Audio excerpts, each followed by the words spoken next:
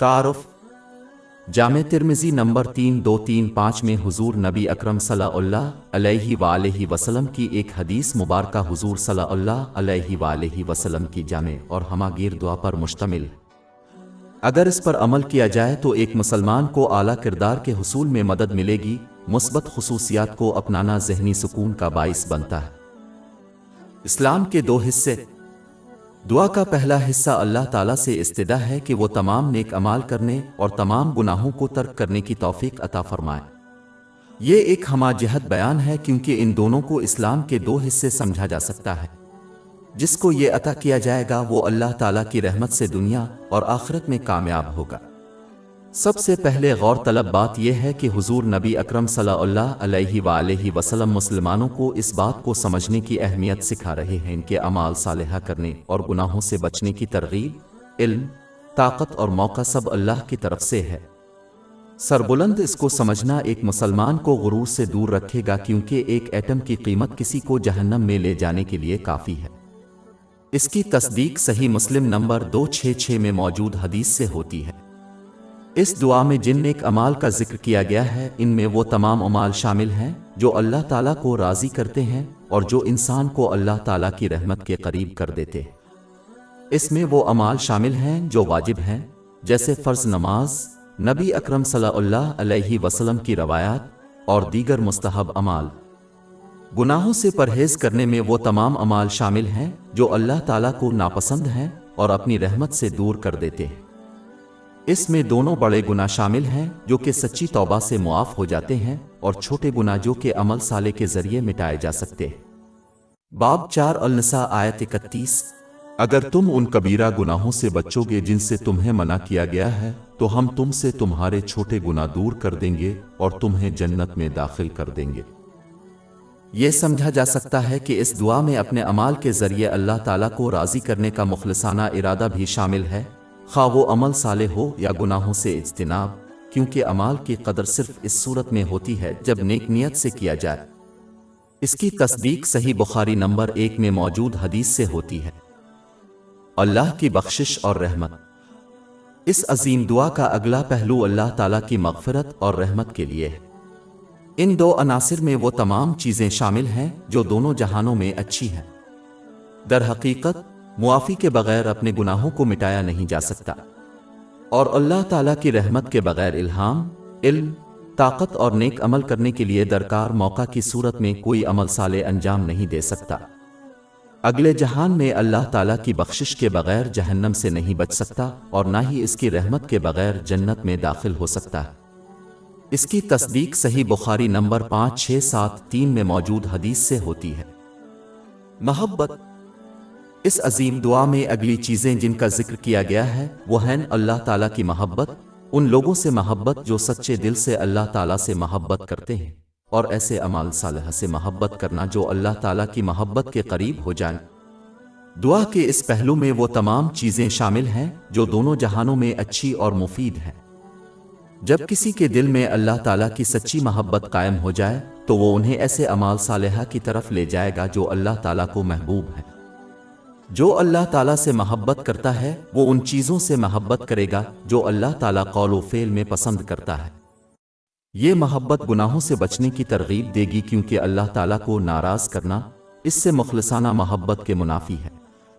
अल्लाह ताला की मोहब्बत को दो पहलुओं में तकसीम किया जा सकता है। पहली किस्म तमाम मुसलमानों पर वाजिब है।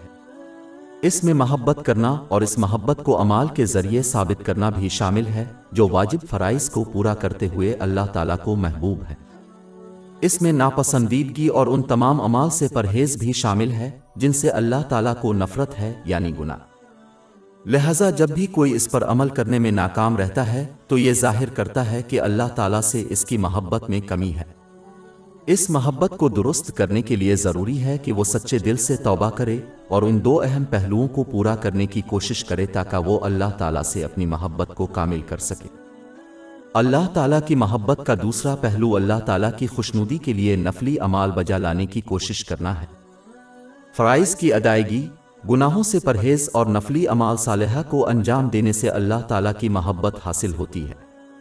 इसकी तस्दीक सही बुखारी नंबर 6502 में मौजूद हदीस से होती है।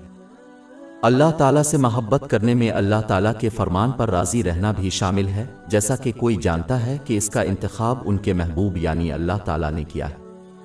اس کے علاوہ عظیم دعا میں ان لوگوں سے محبت کرنے کا ذکر ہے جو اللہ تعالیٰ سے محبت کرتے ہیں۔ محبت کا کمال یہ ہے کہ ان لوگوں سے محبت کی جائے جو اللہ تعالیٰ سے محبت کرتے ہیں، اور ان لوگوں کو ناپسند کرتے ہیں جو اللہ تعالیٰ کو ناپسند کرتے ہیں۔ غریبوں سے مخلصانہ محبت۔ اس عظیم دعا میں اگلی چیز جو ذکر کی گئی ہے وہ اللہ تعالیٰ کے لیے غریبوں سے محبت کرنے کی صلاحیت ہے۔ غریبوں سے محبت کرنا کسی کے اخلاص کی بہترین علامت ہے۔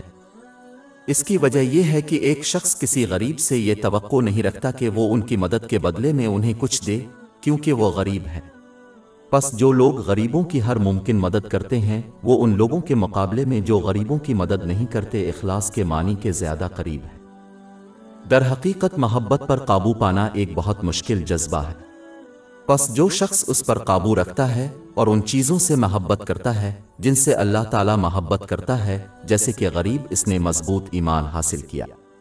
در حقیقت اللہ تعالیٰ کے لیے محبت کرنا سنن ابو داؤد نمبر 4681 میں موجود حدیث کے مطابق ایمان کی تکمیل کا ایک پہلو ہے۔ در حقیقت حضور نبی اکرم صلی اللہ علیہ وآلہ وسلم نے جامع ترمذی نمبر 2352 میں موجود حدیث میں یہ نصیحت فرمائی ہے کہ غریبوں سے محبت اور قربت اللہ کے قریب ہونے کا باعث بنتی ہے۔ برتر قیامت کے دن اللہ تعالیٰ کے ہاں ان کا بلند مقام صحیح بخاری نمبر 5196 میں موجود ایک اور حدیث میں ملتا ہے۔ اس میں یہ نصیحت کی گئی ہے کہ جنت کے باشندوں کی اکثریت غریبوں کی ہے، اور سنن ابن ماجہ نمبر 4122 میں موجود حدیث کے مطابق وہ امیروں سے 500 سال پہلے جنت میں داخل ہوں گے۔ اس سے پہلے جو حدیث نقل ہوئی ہے اس میں حضور نبی اکرم صلی اللہ علیہ وآلہ وسلم کی زندہ رہنے، وفات پانے اور غریبوں کے درمیان زندہ ہونے کی درخواست کا بھی ذکر ہے۔ پس جو کوئی غریبوں سے سچی محبت کرتا ہے وہ حضرت محمد صلی اللہ علیہ وسلم کے نقش قدم پر چل رہا ہے۔ باب 76 الانسان آیات 8-9۔ اور وہ اس کی محبت کے باوجود مسکینوں، یتیموں اور قیدیوں کو کھانا دیتے ہیں۔ ہم تمہیں صرف اللہ کے چہرے کے لیے کھلاتے ہیں، ہم تم سے اجر شکر گزاری نہیں چاہتے۔ در حقیقت حضرت محمد صلی اللہ علیہ وسلم نے ہمیشہ غریبوں کا ساتھ دیا اور ان کی ضروریات کو پورا کرنے کی کوشش کی۔ اس کی تصدیق سنن نسائی نمبر 1415 میں موجود حدیث سے ہوتی ہے۔ یہ نوٹ کرنا ضروری ہے کہ یہ محبت صرف الفاظ سے نہیں بلکہ عمل سے ظاہر ہونی چاہیے۔ ایک مسلمان کو چاہیے کہ وہ ان کی ہر طرح سے مدد کرے، جیسے مالی اور جذباتی مدد۔ غریبوں سے محبت کرنے سے تکبر کو بھی دور کیا جا سکتا ہے، کیونکہ متکبر لوگ غریبوں سے صحبت کرنا ناپسند کرتے ہیں۔ یہ رویہ مکہ کے بعض غیر مسلموں کا تھا جو غریبوں کو ناپسند کرتے تھے۔ باب 43 الزخرف آیت 31۔ اور کہنے لگے کہ یہ قرآن دو شہروں میں سے کسی ایک عظیم آدمی پر کیوں نہیں اتارا گیا۔ غریبوں اور ضرورت مندوں کے ساتھ رفاقت لوگوں کو ان کے پاس موجود چیزوں کے لیے شکر گزاری اختیار کرنے کی ترغیب دیتی ہے۔ در حقیقت حضور نبی اکرم صلی اللہ علیہ وآلہ وسلم نے جامع ترمذی نمبر 2513 میں موجود ایک حدیث میں یہ نصیحت فرمائی ہے کہ انسان کو ایسے لوگوں کو دیکھنا چاہیے جن کے پاس ان سے کم دنیاوی چیزیں ہیں۔ ان لوگوں کا مشاہدہ کرنا جن کے پاس زیادہ ہے ان کے پاس موجود چیزوں پر ناشکری کرنے کی ترغیب دے سکتا ہے۔ اس سے دوسری بری خصلتیں جنم لے سکتی ہیں، جیسے حسد اور مادی دنیا سے زیادہ محبت جو آخرت کی تیاری سے غافل ہو جاتی ہے۔ باب 20 تاہا آیت 131۔ اور اپنی نگاہیں ان چیزوں کی طرف مت پھیلاؤ جس کے ذریعے ہم نے ان میں سے بعض طبقوں کو لذت بخشی ہے، یہ دنیاوی زندگی کی رونق ہے جس سے ہم ان کو آزماتے ہیں، اور تیرے رب کا رزق بہتر اور باقی رہنے والا ہے۔ یہی وجہ ہے کہ حضور نبی اکرم صلی اللہ علیہ وآلہ وسلم نے اپنی اہلیہ اہل ایمان کی والدہ عائشہ رضی اللہ عنہا کو جامع ترمذی نمبر 1780 میں موجود حدیث میں نصیحت فرمائی۔ اپنی ضروریات اور ذمہ داریوں کو پورا کرنے اور امیروں کی محفلوں سے بچنے کے لیے اس دنیا سے کم رزق لے۔ غور طلب بات یہ ہے کہ اصل مفلس وہ ہے جو اللہ تعالیٰ کی محبت اور خوف سے عاجزی کے نتیجے میں اللہ تعالیٰ کی طرف محتاجی کی حالت میں ہو۔ انہیں صرف اللہ کی ضرورت ہے جو انہیں محتاج بناتا ہے، اور جب دنیا کی بات آتی ہے تو لاپرواہ ہوتے ہیں، اس لیے اس لحاظ سے وہ مالدار ہیں اگرچہ مالی طور پر غریب ہی کیوں نہ ہوں۔ آزمائشیں اور مصیبتیں۔ اس عظیم دعا میں اگلا پہلو جس کا ذکر کیا گیا ہے وہ آزمائشوں اور فتنوں سے اللہ تعالیٰ کی پناہ مانگنا ہے۔ ایک مسلمان کو چاہیے کہ وہ آزمائشوں سے بچاؤ کا خواہاں ہو، خاص طور پر ان آزمائشوں سے جو کسی کے ایمان کو متاثر کر سکتے ہیں، چاہے اس کا مطلب موت ہی کیوں نہ ہو۔ ایمان کی آزمائش سے پہلے اس دنیا سے رخصت ہو جانا بڑی سعادت ہے، اور فتنوں سے پناہ مانگنے والی احادیث بنیادی طور پر اس قسم کی آزمائشوں پر دلالت کرتی ہیں۔ مثال کے طور پر جامع ترمذی نمبر 3604 میں موجود ایک حدیث مسلمانوں کو زندگی اور موت کی آزمائشوں سے اللہ تعالیٰ کی پناہ مانگنے کی تلقین کرتی ہے۔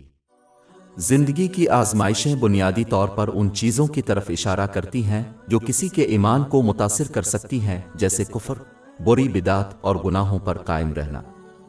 یہ سب اس وقت ہو سکتا ہے جب کوئی اس مادی دنیا کی زیادتی کا پیچھا کرتا ہے۔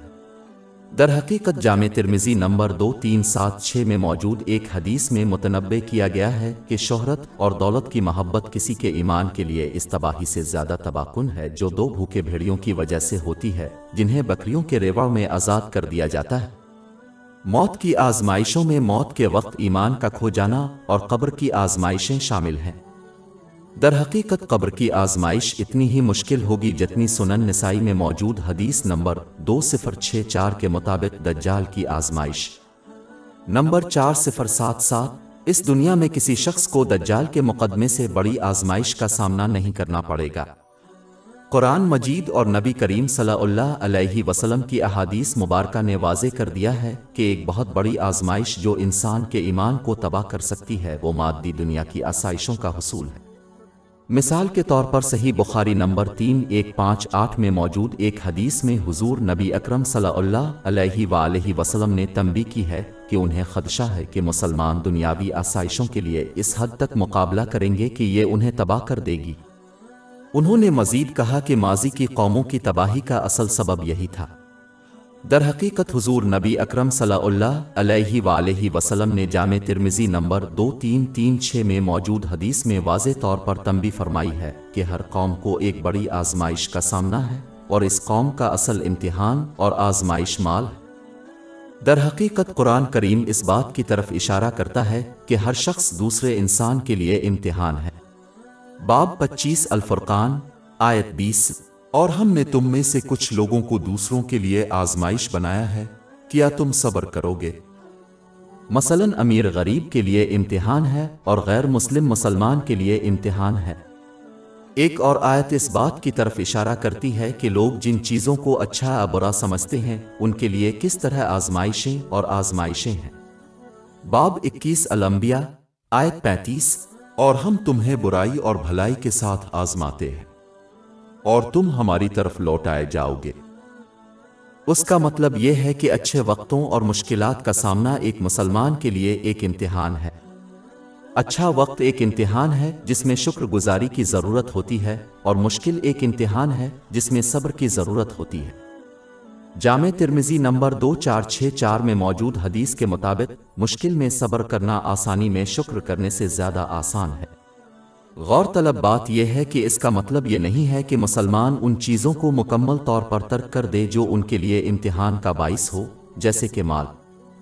اس کا مطلب یہ ہے کہ مسلمان اپنی ضروریات اور ذمہ داریوں کو اسلام کی تعلیمات کے مطابق پورا کرنے کے لیے اس دنیا سے اپنی ضرورت کی چیزیں لے لے۔ لوگوں کے بارے میں اسلام کی تعلیمات کے مطابق ان کے بارے میں اپنے فرائض کو ادا کرنا چاہیے، اور لوگوں کو خوش کرنے پر اللہ تعالیٰ کی خوشنودی کو ترجیح دینی چاہیے۔ لوگ کسی مسلمان کی حفاظت نہیں کریں گے اگر مسلمان اللہ تعالیٰ کی نافرمانی کرتے ہوئے لوگوں کو خوش کرنے کے لیے کام کرے، لیکن اللہ تعالیٰ ایک مسلمان کو لوگوں کے منفی اثرات سے اس وقت تک محفوظ رکھے گا جب تک کہ مسلمان اللہ تعالیٰ کی اطاعت کرتا رہے، خواہ یہ حفاظت ان پر ظاہر نہ ہو۔ ہماری ویب سائٹ www.sheikhpod.com پر 400 سے زیادہ مفت e books, audio books, infographics, podcast اور بلاگ دستیاب ہے۔